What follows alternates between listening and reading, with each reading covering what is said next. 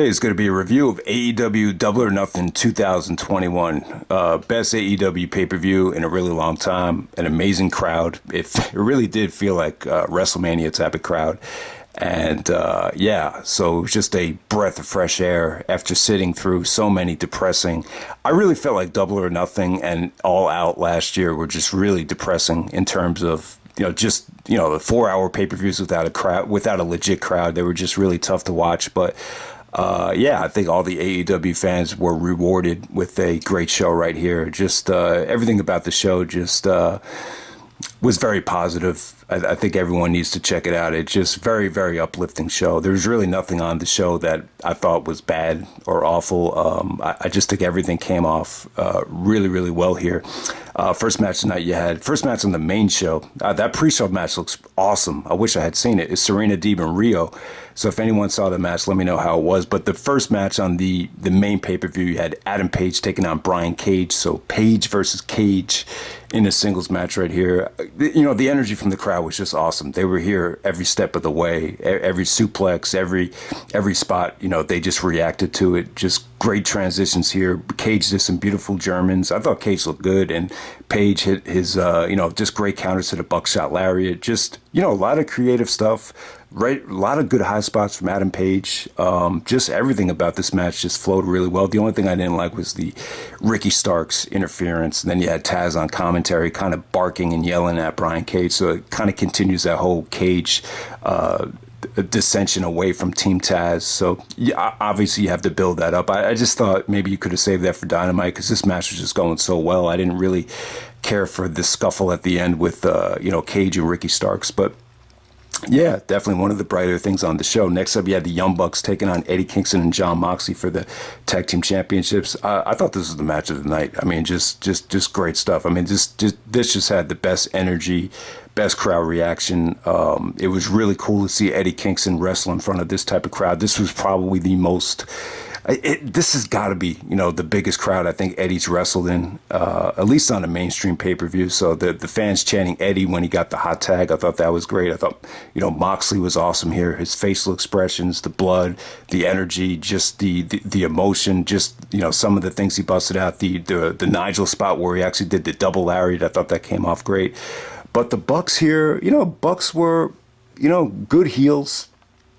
Nick Jackson is looking like he's finally aging. He really is looking like he's approaching his, mid to, early 40s, just by the way he looks. But the Bucks could still definitely go. I mean, they just hit like a million V-triggers at the end of this thing. And there was interference here from, the interference kind of sucked. I mean, there was a part where Frankie came out to keep Dax Hardwood from, entering the, interfering in the match. So I didn't really care for that. Plus, you had some stuff with Brandon Cutler kind of getting in the way. But other than that, I thought this was great stuff. I thought this was, definitely the match of the night. Very unpredictable. There was a lot of times where I thought, Eddie and John were going to win the tag team titles. But, they really, the video package really illustrated the new direction of the Young Bucks.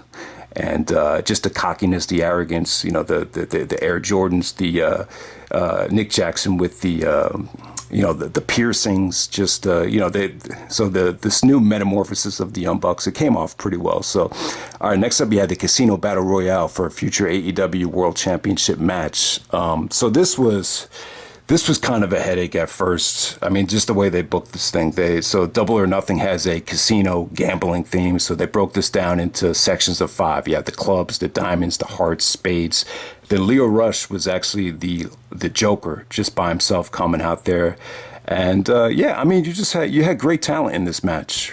You really did. A lot of good names here from Colt Cabana to Matt Hardy and Private Party, Christian Cage, Matt Sydal. Leo Rush, when he came out, he was extremely over.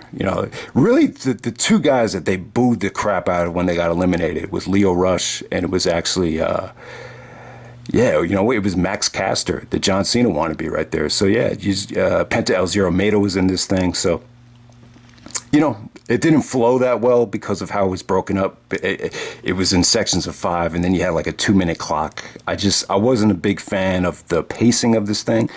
But the ending was cool. It came down to, Matt Hardy and the Private Party, that whole stable was, there at the end of the match, but ultimately it came down to Jungle Boy and Christian Cage, and surprisingly, the fans started turning on Christian. And the thing is, you've seen Christian in TNA as a main eventer, and it just kind of the whole idea of Christian going for the belt at this point, it seems a little bit outdated. So it was a great victory for Jungle Boy. Jungle Boy and Christian, they definitely had a great ending to this thing. Lots of unpredictable eliminations, but ultimately Jungle Boy ended up winning. Feel good victory. That's what the crowd wanted. So congratulations to Jungle Boy. I think him and Omega could have a great match on Dynamite. And yeah, man, we'll move on from there. Next match of the night, you had Cody Rhodes taking on Anthony Ogogo with QT Marshall, singles match right here. So Anthony Ogogo is more of an Olympian. Didn't look too experienced out there, but I thought this was good though. Cody wrestled this match with a grueling pace, very fast pace, very crisp.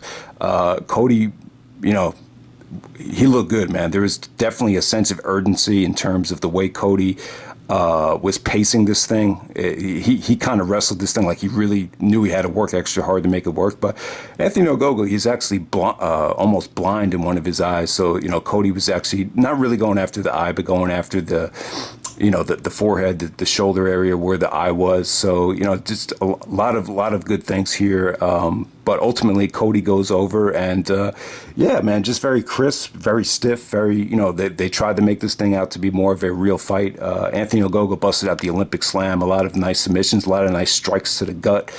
So good selling from both guys. Yeah, so I thought this was solid. Not one of the better things on the night, but just great stuff right there. So you definitely needed Cody.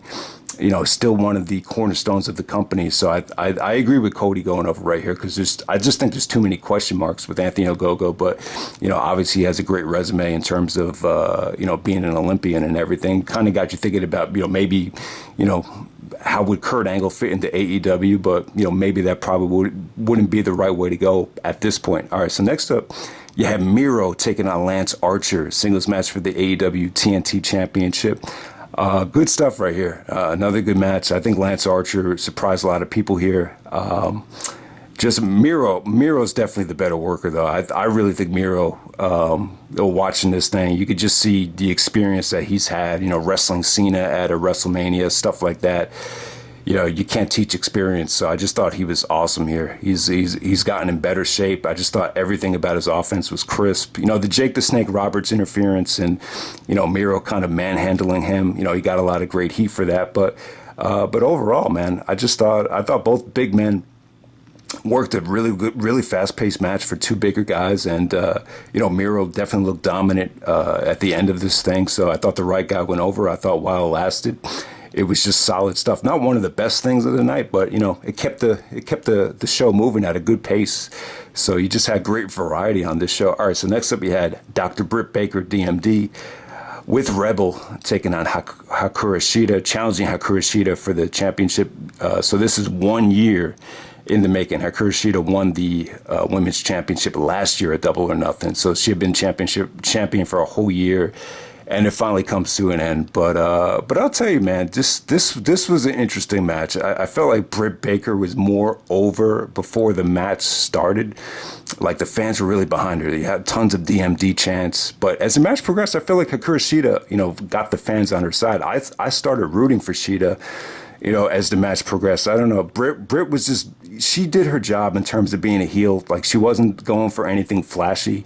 Her offense was kind of, I don't want to say dull, but just very, very heel-like, very, almost catfight-like. But as the match progressed, Hikaru Shida's offense just looked crisp, and she just definitely got the fans behind her. But, towards the end of this thing, I just thought it was great. As the match progressed, it got more unpredictable. At first you thought it was, obviously they're going to give it to Britt because of her performance in the, that match with, the last match she had on Dynamite, which, got rave reviews, had great images. So obviously, they're going to build up Britt Baker as the cornerstone of the women's championship division with the merchandise and everything like that. But as the match progressed, I was just like, man, Shida's got to win this thing. She really came off great here. But yeah, very unpredictable. Rebel actually got in the way and tried to hit Shida with the crutch, and so that was a great near fall. There was tons of great submissions and tons of great just kickouts here. I was just like, man, I can't believe this is really dragging on. They really went into overkill mode, and but ultimately Britt makes Hikaru Shida tap out with a variation of the mandible claw, and so great moment with Britt Baker and Tony Schiavone celebrating. Awesome match. This is probably the best women's match I think AEW's had so far. So definitely great stuff right there. But congrats to Hikaru Shida. It's a whole year as champion. I thought she did a great job, and it's a little bit bittersweet because they take the belt away from her like as soon as the crowd come back. But the crowd reaction for her, I felt like it got stronger as the whole match progressed. All right, so next up we had Darby Allin and Sting taking on Ethan Page and Scorpio Sky. I thought this was okay. I think it was probably one of the weaker things of the night. But it was still good, though. I think the highlight of this whole match was just Sting. I was just impressed with how energetic he was, how mobile he was. It started off as more of a brawl, which was cool to see because it's been forever since we've actually seen guys in a crowd just like wrestling with tons and tons of fans just like screaming at them. So it wasn't bad, and Sting actually busted out some high spots. He took his shirt off, and just a lot of energy here. Darby took a nasty bump from Ethan Page as he kind of kind of just tossed him over the top rope, and so good, good experience for Scorpio Sky. I thought him and Sting, ended this match with just some really good tension, just some good stuff there. So Sting actually counters the Ace Crusher into the last rites, the Scorpion Death Drop to win the match. So there we go with that. All right, so next up we had Kenny Omega taking on Orange Cassidy and Pac, a three-way match for the AEW World Championship.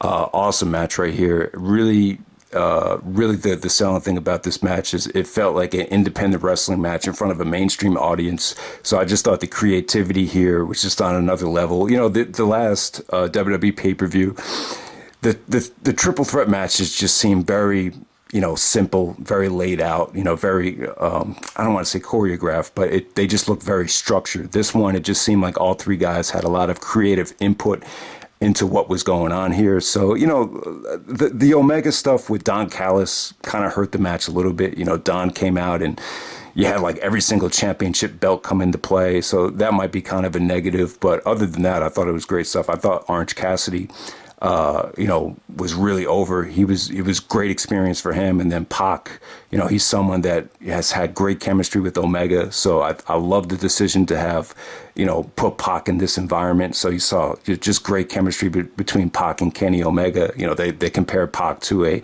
more athletic version of the Dynamite Kid. And then Don Callis was like, I can't believe I'm saying that. But I mean, the only thing I didn't like about Orange Cassidy's offense is he uses that Superman punch so much. I'm just like, man, can we just get away from that? I just feel like he needs a better finisher than that. But yeah, great near submissions with Pac doing the Devastator or the Brutalizer. Omega busted out the Kreutz Wrath. Omega did not hit the one-winged angel, but, Orange Cassidy had an opportunity to pin Omega. Omega kind of reverses it into a crucifix pin to get the victory. So very, very kind of heelish. I wouldn't say flat ending, but you know what, man, they had the crowd rocking. There was a point in this match when they were just like fight forever. So yeah, man, I thought this was a great triple threat match. Could have been better, definitely could have been better. I think it was very Omega heel dominated towards the end. I just for a match like this, I wish all three guys would have just wrestled. But storylines are a big part of AEW, so you do understand it. But yeah, man, just great stuff there. Arguably the match of the night. All right, and then the main event, you had the Inner Circle taking on the Pinnacle in the Stadium Stampede match. I thought the Stadium Stampede from last year was more memorable than this. I don't know, man. I think with the Stadium Stampede, I think this was, maybe they booked this too early in advance, but I feel like when you got the crowd out there, you have a full crowd. Maybe it would have been the better option to do the War Games as the main event. The Stadium Stampede, it kind of took the life out of the show. The only thing that really saved the match was Sammy Guevara and Shawn Spears. The ending was pretty awesome. Once they got back out into the crowd, they did some really violent stuff with the chair. And, Sammy actually hit the 680 splash to get the feel-good victory. And then the whole show just ends with the inner circle in the ring and the crowd screaming and singing the Jericho Fozzy song. So I thought it was a great ending to the pay-per-view. But the Stadium Stampede match as a whole, I don't know, man. I just feel like the pro wrestling industry is kind of fed up with a lot of these, I don't want to say pandemic matches or cinematic matches. I just feel like we've seen too much of them. And, the Stadium Stampede match from last year, you get why they did it. That made sense. But here, I don't know. I just felt like it was a little bit too overkill. I would have preferred if they scrapped Blood and Guts and just saved the War Games for the main event of Double or Nothing. But it was pretty entertaining. It wasn't bad. Jericho. It was broken down into sections. Like Jericho would wrestle. What's his name? MJF. Jericho and MJF did some great stuff. So a little bit of comedy, a little bit of horror. The very, very violent. There was a part in the match where they actually brawled right by the Jacksonville Jaguars head coaches. You got to see Urban Meyer on camera, so I was surprised he was even willing to do that, considering how much pressure and how much is at stake next season with the first pick in the draft and the addition of Tim Tebow. But we'll see how that plays out. And you actually had a special surprise from Conan. He was actually a DJ at the bar when the FTR and Santana and Ortiz. So that was like a little bit more comedy. And then who's the other guy here? Then you had Jake Hager and Jake Hager and Wardlow. They did some stuff by themselves. And then Sammy Guevara and Shawn Spears did some really, really creative things by in the warehouse, where they actually got, Sammy Guevara actually ended up getting handcuffed, but he actually was able to find hedge clippers to get himself out of the handcuffs. So a great moment for Sammy. Sammy was kind of like, I think he's the diamond in the rough in this whole inner circle thing. And, he was the guy that really got taken advantage of because of MJF. So it was a great feel-good victory for Sammy to get the victory there over Shawn Spears. But, the match as a whole, it was what it was. I mean, I don't know if it was the best choice looking back in retrospect. I felt like, it wasn't like the crowd was burned out. I felt like you definitely could have done a War Games in front of this crowd, but maybe they just booked this too early in advance. But I'm kind of burned out on these cinematic matches. So I don't think the main event was great. I thought it was one of the weaker things on the show. But overall, this is a great show for AEW. I thought the Young Bucks match. The Young Bucks match, Dr. Britt Baker and Hikaru Shida, and the triple threat match, Omega taking on Orange Cassidy and Pac. I thought all those matches were great. I thought they all exceeded the 4-star level. So if you could check those out, definitely check out the whole show. There was nothing bad on the show. I just felt like at this point, the Stadium Stampede, it just felt like a little bit overkill. But 4 hours, the pay-per-view was 4 hours long, and I thought everything was at least solid here. So yeah, definitely the best AEW pay-per-view probably since Revolution 2020. So if you haven't seen it yet, definitely check it out. All right.